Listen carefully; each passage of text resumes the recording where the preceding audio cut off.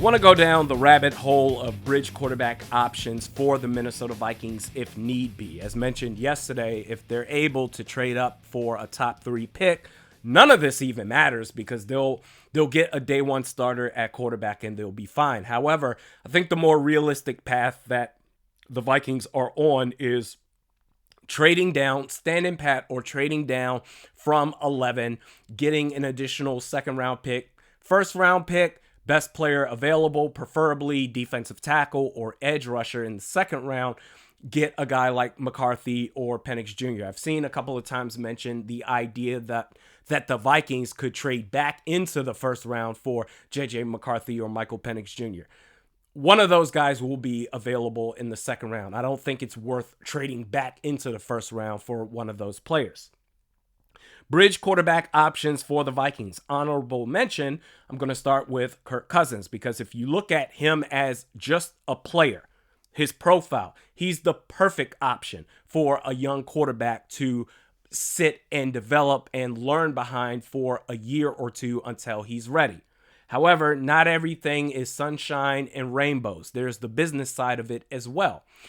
If Kirk Cousins wants market value, which everybody is estimating at 2 years, $90 million, I'm not interested. No thanks. Be done with it. Because think about what a bridge quarterback is. A bridge quarterback is a temporary solution, a means to an end. While this young quarterback that you just drafted, give him some time to become the best that he is going to be at the next level.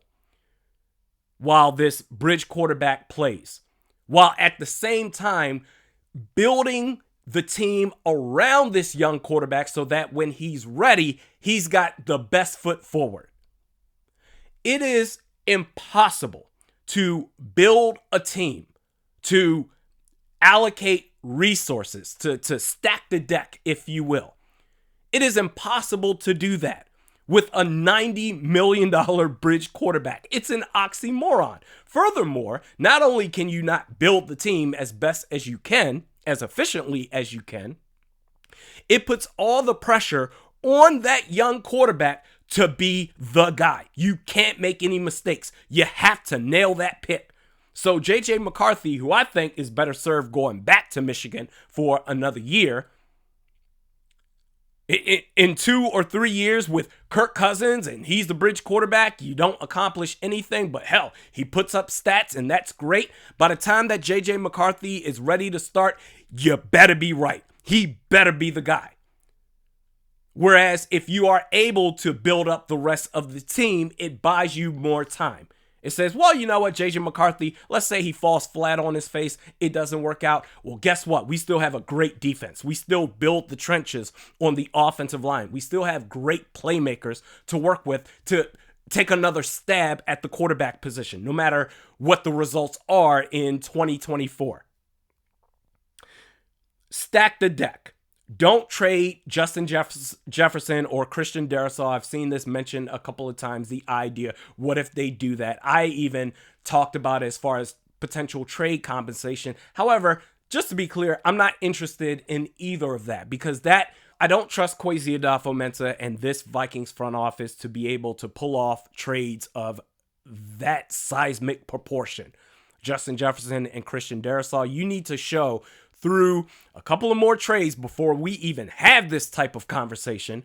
You need to show not through your words, but through trades. Because through your words, at the podium, at press conferences, the analytical talk that Kwesi does, my God, the guy sounds like a genius. But we need to see through actual trades where you're not getting railroaded like you did in the first round of the 2022 draft, to where at least if you're going to make a couple of trades before we even think about something like JJ or Darrisaw, that if nothing else, you can handle a couple of trades to where, worst case, it's a win for both teams.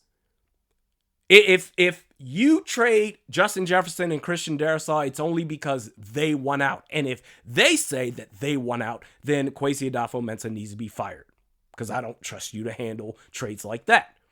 But furthermore, I'm not interested in trading away those guys because it defeats the purpose of trying to boost up the roster around a quarterback on a rookie contract, it defeats the purpose. At some point, if you're going to go down that road and just do the complete rebuild or 75% of a rebuild, you're going to have to pay players. Not just the one quarterback.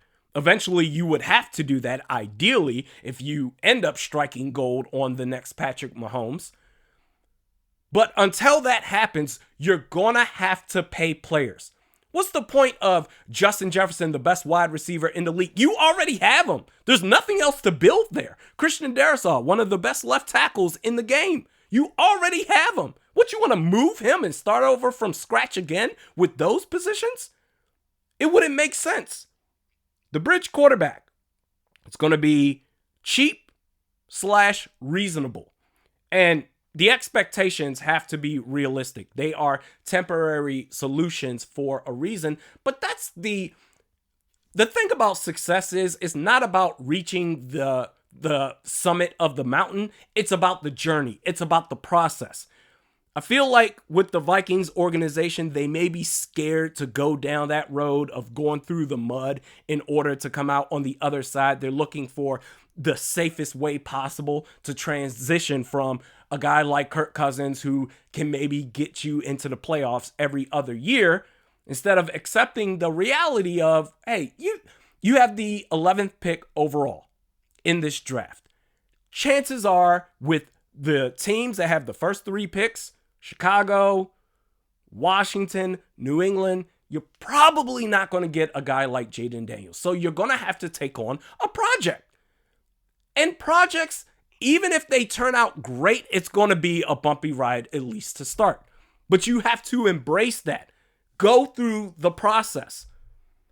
You won't win because of the bridge quarterback, but at least if you build up the roster, specifically as it pertains to the Vikings on defense, you're not going to win because of that bridge quarterback, but you're going to be a tough out. Bridge quarterback options for the Vikings. Embracing the suck temporarily. Nick Mullins, you already got him on the roster. He's going to turn the ball over as he showed in the 2023 season when his number was called, but he's going to give Justin Jefferson an opportunity to still make plays and still get his stats up. And worst case, actually in this case, best case scenario, with a guy like Nick Mullins, you're going to end up with a top 5 pick in 2025. So if you don't believe in JJ McCarthy, then hey, take another shot. If you feel like through practice and coaching, McCarthy, he's just not it, take another shot in 2025. But guess what? You have a hell of a team to work with. Great defense. Another chance to build up the offensive line. Good receivers. Jacoby Brissett, I think he's competent. He can put up some numbers. Not going to necessarily knock your socks off. Sam Darnold has talent. And I think, honestly, the more I just think about it, I've mentioned this the last couple of weeks, but as the weeks go by, and as we get closer and closer to free agency, it seems like Russell Wilson, as much as I don't want this to happen, it seems like it makes the most sense, fiscally speaking. Denver, they're going to cut him. You can sign him for the vet minimum. Him, along with Kirk Cousins and his dead cap hit, be about close to $30 million. And then in 2025, I mean, my God, it's open season. You're chilling. But you have to accept the reality of your situation. There's no way to just skip over the tough part because of where you are positionally when it comes to the draft at pick 11, combined with the options that you have available. I mean, Ryan Tannehill, he'll be available as well. But either way, it's going to be a rough road. Yes, if you bring back Kirk Cousins, you're going to win some games, but you know what the end of the road is going to look like. Not great. And you're going to have to pay a pretty penny to have that not great ending to your storybook. There's no point in trying to avoid the inevitable. You're going to have to face it sometime. Why not get it out the way now? And sticking with this, I mean, we're pretty much going to do mock drafts anytime there's any sort of speculation on what the Vikings may or may not do, how that correlates to the offseason for this team moving forward in 2024. So I'm hell-bent talking about free agency. We'll do another mock draft in just a second. But I'm hell-bent in free agency of signing guys, taking that money that you would spend on Kirk Cousins and, dare I say, Danielle Hunter, and using those funds on Justin Madubuike, Patrick Queen, both from Baltimore, Antoine Winfield Jr. And we'll put up a graphic later on in this video as far as what that will look like, especially when you include these draft picks.